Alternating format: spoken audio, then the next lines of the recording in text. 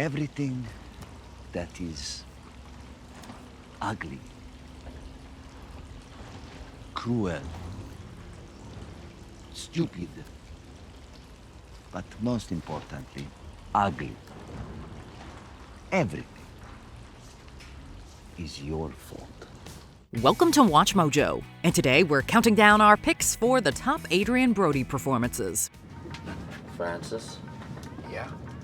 Here's your bell. Number 10. Royce, Predators. You're shooting at the wrong people. How do I know? Because otherwise we wouldn't be having this conversation. As a mercenary and leader within a group of experienced killers, Brody is all action in the third standalone installment of the Predator franchise. He and the group find themselves dropped onto an alien planet. And it doesn't take long for them to realize that this world is actually a game preserve, where a vicious race of aliens are the hunters and they are the hunted. We need to know what we're dealing with. Dog tracks go that way. We go after it. Bringing more complexity to a lead the likes of which Arnold Schwarzenegger had previously played with pure testosterone and brawn, Brody's Royce is not to be messed with. I want off this planet. You understand me? I'll cut you down. You take me to the ship. Number 9. Richie, Summer of Sam. You serious? You're not gonna give me a lift? You know, Rich, not for nothing, but are you starting to get the feeling that maybe you're not that welcome around here? In this Spike Lee crime thriller, Brody plays Richie, a New York kid who starts to dabble in the punk scene while also erotic dancing at bars to make some money.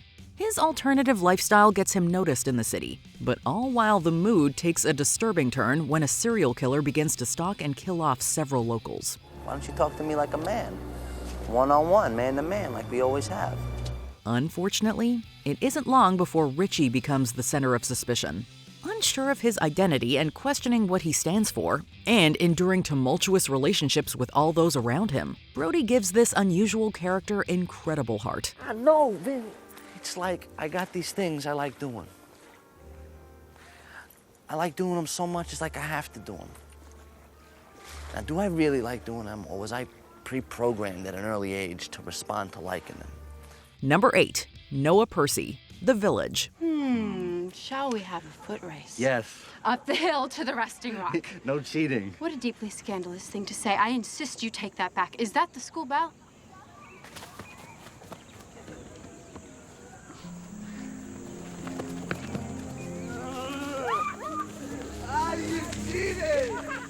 While The Village perhaps doesn't rank as one of M. Night Shyamalan's greatest films, Brody's performance stands out. As a young man with developmental disabilities who enjoys frolicking about the grim and somber eponymous village, Brody's Noah is a constant throughout.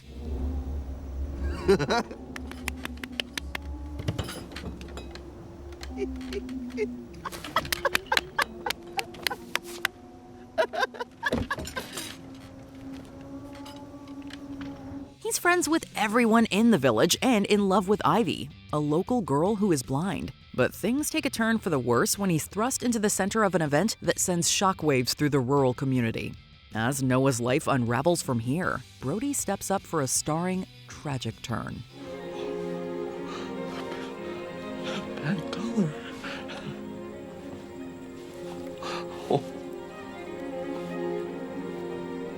Number 7. Clive Nicoli, Splice. No physical discrepancies. It's perfect. It's just perfect.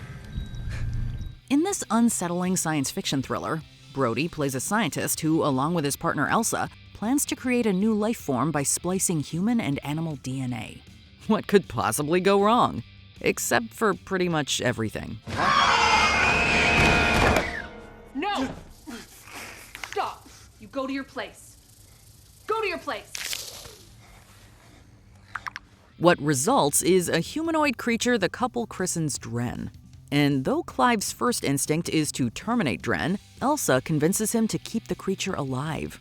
Putting a more realistic spin on the traditional mad scientist character, we watch as Brody's curiosity turns into alarm as their creation continues to develop and begins to grow more and more aggressive and out of control. You shouldn't do that.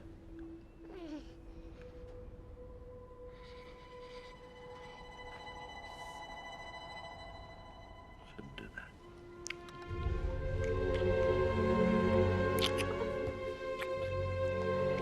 Number 6. Jack Driscoll, King Kong. You're writing a stage comedy? I'm writing it for you. Why would you do that? Why would I write a play for you? Yes. Isn't it obvious? Not to me. Well, it's in the subtext. Competing with a 25-foot giant ape for the love of your life isn't always an easy task.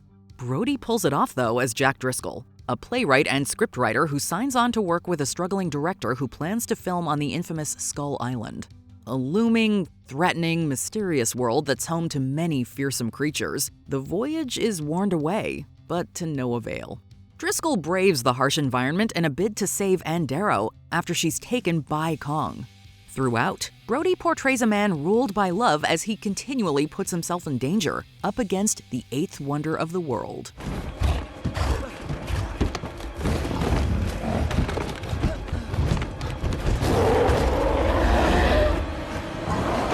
Number 5. Jack Starks, The Jacket. Starks, Jack, born in Vermont. Hasn't got a family listed.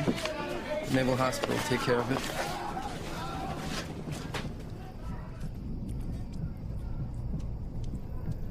Oh my God. This soldier's alive. This man just blinked. Jack Starks is an ex-American soldier who finds himself suffering from flashbacks and amnesia following the Gulf War. Shortly thereafter, he's brutally tortured in a mental health facility, incarcerated after he's found next to the body of a police officer who he's thought to have killed. Don't act like I don't know what's real. You're suffering from delusions that are part of your condition. I know what's real. I know what's real. It's the kind of complex role that Brody, by the mid-2000s, had made his own. His desperate, mournful demeanor carries all the weight of an emotional story that only gets heavier with the introduction of apparent time travel. The Jacket isn't for the faint-hearted, but largely thanks to Brody, it is a uniquely memorable film. People, wake up, okay? Orders come from the top, only. Don't let them order you around, Mackenzie. Long live the organization. Long live the organization for the organized. Long live the organization. Mr. Starks. No. You gotta listen. Number 4. Henry Barth, Detachment. Good morning. I'm Mr. Barth. For those of you who haven't heard, this is English 11A. Listen up, I have one rule. Just one. If you don't wish to be here, don't come. Here again, Brody takes on a somber, brooding character who's plagued by self-doubt and mental demons. Detachment follows Henry Barth, a substitute English teacher temporarily brought into an underperforming high school. His daily interactions with teachers and students alike are what lace this movie with biting realism and a disquieting melancholy. To deliberately believe in lies while knowing they're false. Examples of this in everyday life. Oh, I need to be pretty to be happy. I need surgery to be pretty. I need to be thin, famous, fashionable.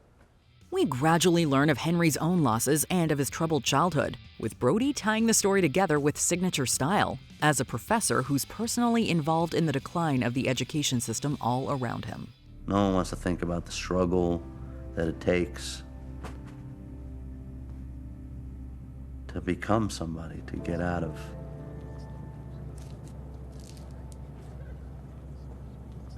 the sea of pain that we all have to get out of. Number 3. Peter, The Darjeeling Limited. What'd he say? Says the train's lost. How can a train be lost? It's on rails. Apparently we took a wrong turn at some point last night. That's crazy. This eccentric comedy drama from director Wes Anderson follows 3 brothers along a spiritual journey, united by grief. Brody plays Peter, alongside Owen Wilson as Francis and Jason Schwartzman as Jack. Peter carries all of Brody's typical solemnity, but this time pitched against a chaotic and quickly unraveling, recognizably Wes Anderson backdrop. Yeah, he didn't get the message. Mr. Whitman is dead, you understand? Jimmy Whitman? Yeah. Oh, what happened to him? He got hit by a taxi. And it killed him? Yeah. His change was scattered all over 72nd Street. Brody carries all the weight of a conflicted man, unsure of his place in life and of his role within his family. He and his brothers are searching for enlightenment as Brody delivers another compelling outing as someone steeped in questions, searching for answers.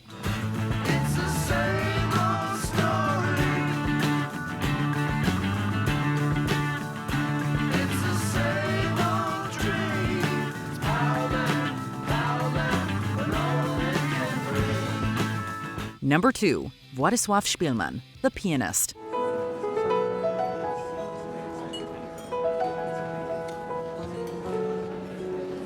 Brody won his first Best Actor Oscar for this heartbreaking and shocking true-to-life role.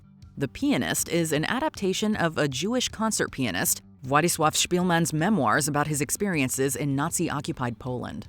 Brody's interpretation is frighteningly vivid, as the film recounts a harrowing tale of survival where Nazi brutality is beaten back by hope and, at times, the kindness of strangers.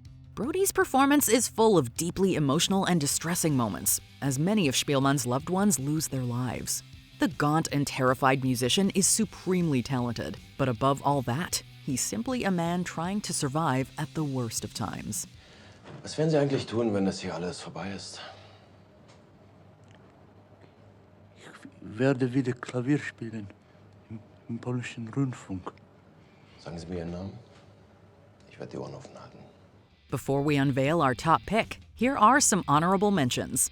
Dimitri, The Grand Budapest Hotel, the villain of the piece in a classic Wes Anderson comedy. Pretty picture.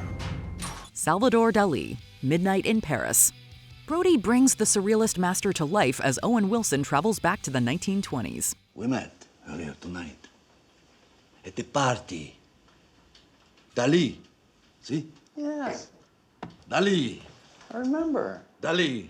Louis Simo, Hollywoodland. As a private detective, Brody gets caught up in a mysterious death in Tinseltown.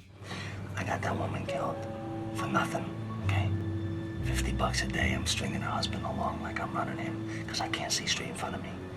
No, I'm done. Before we continue, be sure to subscribe to our channel and ring the bell to get notified about our latest videos. You have the option to be notified for occasional videos or all of them. If you're on your phone, make sure you go into your settings and switch on notifications.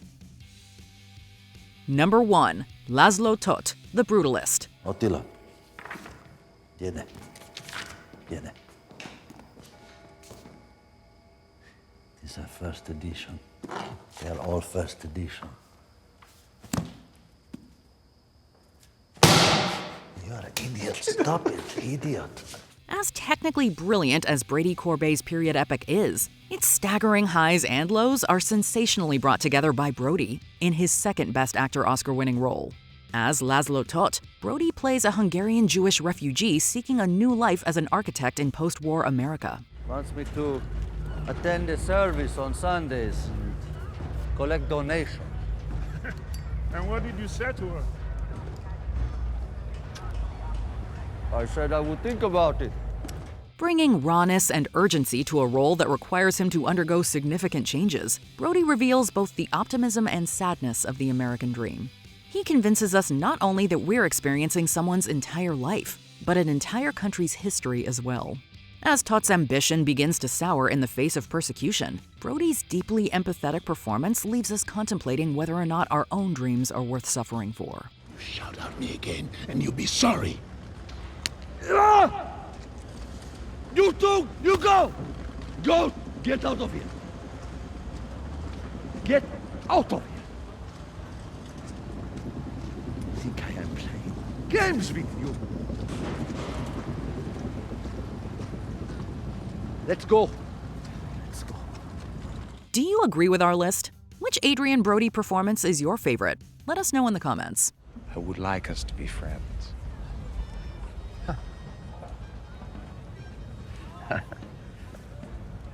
Great. This is not friendly, Harry. Did you enjoy this video? Check out these other clips from WatchMojo, and be sure to subscribe and ring the bell to be notified about our latest videos.